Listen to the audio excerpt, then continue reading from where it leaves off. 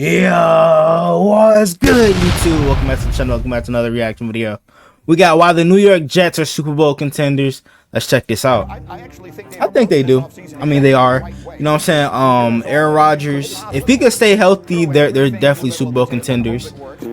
But you know, if he doesn't look like the same Aaron Rodgers coming back, then you know it might be up in the air. But if he returns back to his MVP form, you know what I'm saying, plus the talent they've got on that offense with Garrett Wilson, they brought in Mike Williams, you know what I'm saying, Breece Hall is a dynamic running back, they drafted Braylon Allen, so that can be a great 1-2 punch with them. And then they got one of the best defenses in the league on the you know what I'm saying, that defense was led by Sauce Gardner and Quincy Williams and shit like that. So I feel like they're gonna be just fine. They might even win their division too, because you know what I'm saying, the Bills are starting to decline. The Dolphins, you know, we don't know if they can beat good teams yet. But you know what I'm saying, it's a new season, you know what I'm saying, new clean slate and shit like that. But we're gonna see what this video is about, though. Gonna be out of here, so I like that. We'll see because if they're healthy, what the Dolphins can do this year.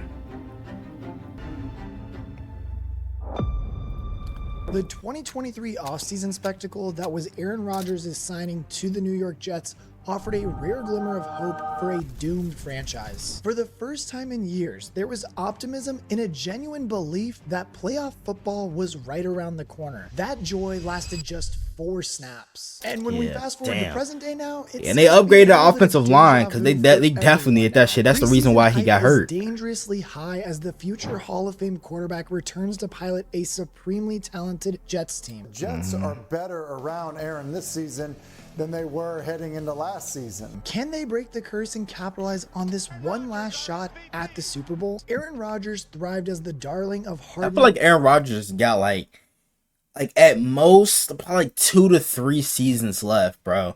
And they're kind of in a spot where, you know what I'm saying, they already technically, like, if Aaron Rodgers were to retire right now or next year, they already have the next guy in line, because people are forgetting they drafted Jordan Travis, and Jordan Travis was good before he went down with injury for the nose. So this might be another Jordan Love type situation right here. You know what I'm saying? I feel like the Jets know exactly what they're doing.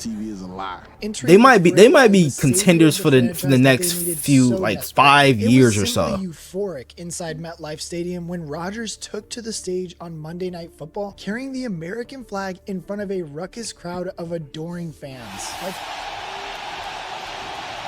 Like finally they had something to be excited for, or so they thought. In true Jets fashion, the Aaron Rodgers, I feel so bad for the Jets fans, as the future Hall of Fame quarterback right there. An injury so heartbreaking for fans that even a Hollywood film writer would have felt it was too unbelievable. The Jets season was completely over, dooming fans to another year of disappointment before it had even started. And I mean, truly, the one good thing that came out of this devastating time and devastating injury for Aaron Rodgers was that it was so early in the season that it allowed him to fully recover. There is absolutely no doubt that Aaron Rodgers is fit and ready to go in 2024. The team and what's crazy about it is how fast he recovered from the injury too, because if the Jets would have made the playoffs, he would have played like in the wild card round, bro. Like, that's crazy. I want to know what the hell he took for him to come back that fast. The defense remained at their brilliant best in 2023, which means Rodgers can once again come in as the savior in 2024. I mean, it's fair to say that he truly is the missing piece of this team, and they're trying to do something that they haven't done since 2002. And despite the similarities between this offseason and last offseason in 2023, there are several differences that should make Jets fans even more excited. The team has taken supporting Rodgers to the next level, bringing in a fantastic collection of veterans and rookies alike. General Manager Joe Douglas, I forgot they signed Tyron Smith too, which will be much appreciated by Rodgers, who consistently saw his request for wide receiver. Didn't they draft Olu Fashanu as well? This year have given him everything he needs to succeed. And Malachi Corley, I forgot about him. Forgot about Malachi Corley. Garrett Wilson has somebody opposite him to play wide receiver that can be impactful and draw some attention, like a Mike Williams in their new. They've got a pretty good receiver trio. it would be hard not to put this roster into the AFC Yeah, title. mini Nothing can Debo be Samuel taken for and granted at Malachi his Corley. age, and this season may be his last crack at another title. The primary additions to the offense have come along the offensive line, which was a position group that Douglas rightly prioritized. Yeah, I think a primary objective of the offseason was fortifying the offensive line. I think that was goal one. You'll feel good about what we were able to accomplish there. But, Yeah, that was much need right there, bro. From a mental makeup standpoint, really excited about the group. We know more. And they got Morgan Moses again, but I feel like, you know, if they don't do anything good this year, I feel like Robert Saleh might be out the door, because I've already heard rumors about him potentially getting fired and shit like that. But if they don't make a deep playoff run this year, he may be gone. He may be on, bro. When he's on the field, he's pretty darn good. And John Simpson, I mean, he's a war daddy, so we're excited to get him in the building also. Yeah, I was sad to see John Simpson go, because he played decent for us. One of last season or not, he was going. But to Voorhees gonna step up for us this year, because the Jets' offensive line last year was horrendous. Like, the dude would have been sacked nonstop. Last year they were a complete liability, and it would have been a nightmare for an aging quarterback like Rodgers. Improvements were desperately needed, and thankfully they have arrived. Tyron Smith brings his Pro Bowl level talent to the left tackle position, lining up for a new team for the first time in his career after over a decade of success in Dallas. He has given up just 5 sacks over the last 6 years, bringing some much needed quality to only the 5 offensive sacks line. in the last Smith 6 at left years. Tackle and Aaron Rodgers under center is a combination of experience and excellence that not many teams get to boast about. I've been a fan of his for a long time. He's a Hall of Fame player, and damn, he's a specimen. I mean, he's a big, strong man. And look, his presence alone at the left tackle position is something that is going to just be great for the Jets offensive line. But Douglas didn't stop there. A phone call to Baltimore landed him the ever dependable Morgan Moses via trade. In Moses, Douglas has been able to bookend his offensive line and ensure Rodgers receives the best protection possible. For just a 4th round pick, it was a bargain for the New York Jets. Further reinforcements came in the form of another Baltimore player, John Simpson, who will slot we lost into the a left lot guard of players, position. but we've done a pretty good job of objectives done in free agency. filling up those It spots, frees those us up, gaps, gives us man. great flexibility moving forward as we talk about pick 10 and really the entire draft. We can really focus on the best player available for us. Oh yeah, I forgot they did. Didn't they trade for Hassan Reddick too? I forgot about that. Yeah, the Jets might definitely be Super Bowl contenders this year. Thursday around free agency or the draft, none of it matters. We just got to keep our heads down and find ways to get better, continue to have a great offseason. When we get to the season, we got to find a way to put wins in the win column. And This nigga flipped in the end Fashanu, zone. who arrived via the 10th pick in the 2024 NFL Draft. Amidst all the talk of trading up for a wide receiver or using the 10th overall selection to bolster the offense with Brock Bowers. Yeah, I thought they were drafting really Brock did think Bowers they were gonna too. Douglas kept a cool head and made an excellent pick with Fashanu. The highly touted prospect out of Penn State has prototypical size and strength. said he combined pronounced with the it body Fashanu. quickness that suggests he will be a Pro Bowl tackle down the line. And I mean, in Fashanu too, Douglas picked up the future left tackle, and what better way, or what better person I should say, to learn from than Tyron Smith. Fashanu has the best footwork of any offensive lineman I can remember entering the draft for a long time. I think he has the best pass protecting skill set of any offensive lineman in the draft in a long time. I don't really. It was care if definitely his the run blocking best isn't good pass at the blocker, and then moment. Joe Give me that, always the best and let me run roll blocker. with everything else. I have way more And questions then about JC everybody else than I Latham have could about do a Fashanu. little bit of He also both. has the potential What to those make guys an could do. impact in his rookie year, coming in as an injury replacement when Smith inevitably misses time because of injury. Smith hasn't played a full And that season like since that's a smart move too, cause that's a future draft pick right there for them, because obviously they got their 2 tackles in stone with Morgan Moses and Tyron Smith. But Tyron Smith and Morgan Moses being that veteran that he could sit behind for a year or two, you know what I'm saying? Like that's gonna pay big dividends for them, because he's gonna be able to learn a lot. Which means Fashanu's selection makes even more sense. Yeah. Protecting Aaron Damn, Rodgers Eli Apple needs got to put on be his the priority, ass. and he should now feel very safe in the pocket. Obviously, him and I both want to stay healthy this year and be able to play all 17 and then enter the playoffs. But just having his leadership, the coolest thing for me, I have a front row seat. I've watched the last 2 days. I've watched Morgan Moses pull Carter Warren aside. It was more like Carter, I think, maybe grabbing Morgan, and watch them talk about right tackle play. And then today I got back to my locker and there was Olu picking Tyron's brain. So it's pretty cool to see those guys get back to the young guys. And in true all-in fashion, the Jets didn't ignore the offensive skill positions either. Following the selection of Olu Fashanu, New York opted to continue bolstering the offensive side of the ball through the selection of wide receiver Malachi Corley and running back Braylon Allen. Both players bring a unique and very useful skill set to an offense, and both of them are very hard to tackle. Breece Hall leading the way. The Jets were aggressive in acquiring Malachi Corley, trading up for him at the top of the 3rd round. Rodgers said last week that Corley was his favorite receiver in the 2024 draft. Is there that guy in the middle that can kind of, hey, run a little short, intricate route or get the speed sweep reverse or catch a screen and get upfield and get 15 or 20 yards? That's where I think the value of Malachi Corley is going to come into play.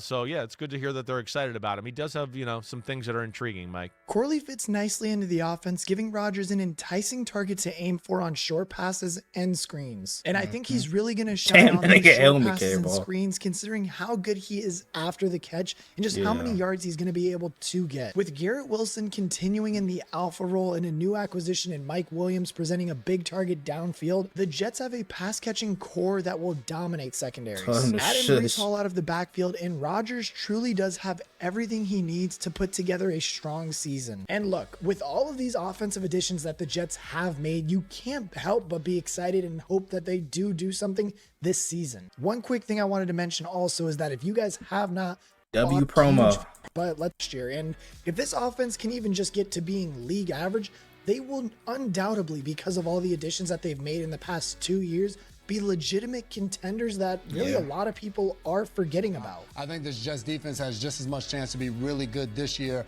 Obviously, Robert Saleh, the head coach, a defensive guy that came over from San Francisco. The challenge is going to be is now your offense got better. They're probably going to be putting up more points, which means you're going to get a different attack from opponents, whereas other teams have come in and just like, hey, as long as we don't blow the game, the AFC is just, we're not going to let them. AFC is going to be a dogfight this year. I very much think so.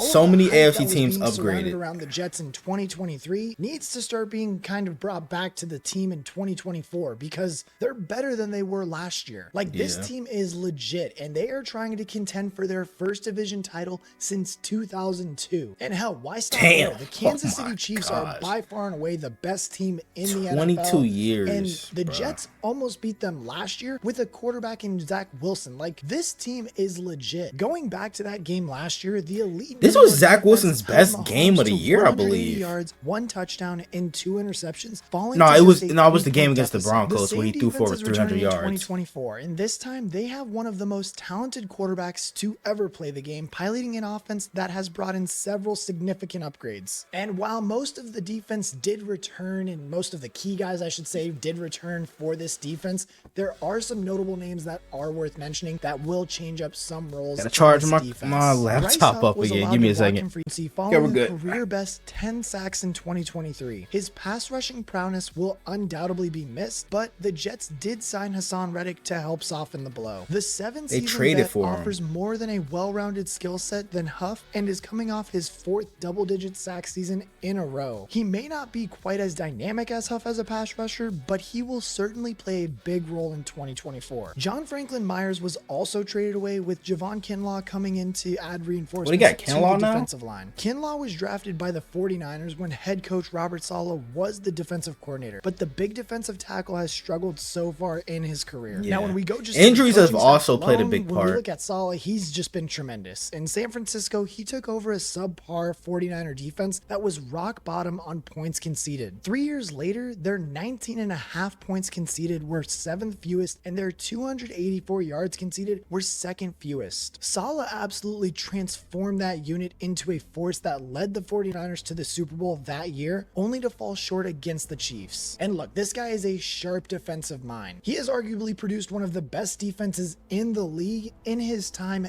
in New York. And although there are some question marks around his just capability to be a great head coach, I still think he's the guy and can get the job done. I mean, look at what Dan Campbell's We'll see this year, bro. We'll see this year. The same thing could happen in New York because ever since he became head coach, they haven't made the playoffs, bro. Like why would you want a head coach that can't get you to the playoffs? Healthy and ready to lead the Like best D'Amico Ryans did that shit in his first year. This team has seen in years, combining perfectly with Saleh's dominant defense to produce a Super Bowl ready roster. And they were both to Niners make defensive coordinators, the path bro. to winning a division title, I'd say, has even gotten easier because of the moves the other teams in the division have made. Buffalo had to shed several big names in order to comply with the salary cap, which should make them much more vulnerable in the AFC East. Yikes. Josh Allen is legit. He's pretty good, but even he will struggle in an offense that has no clear-cut number one wide receiver. And yes, I'm sure people are going to argue and say Keon Coleman has been drafted to be the guy, but his skill set suggests that he is better suited in the slot, where Buffalo has already said they want him to take over Stephon Diggs' role. He is a big target and a contested catch machine, but the lack of separation ability has to concern you, given he will be a much important role on the outside. Elsewhere in the AFC East, Miami are of course a threat, but they have had their issues late in the season, and I mean, I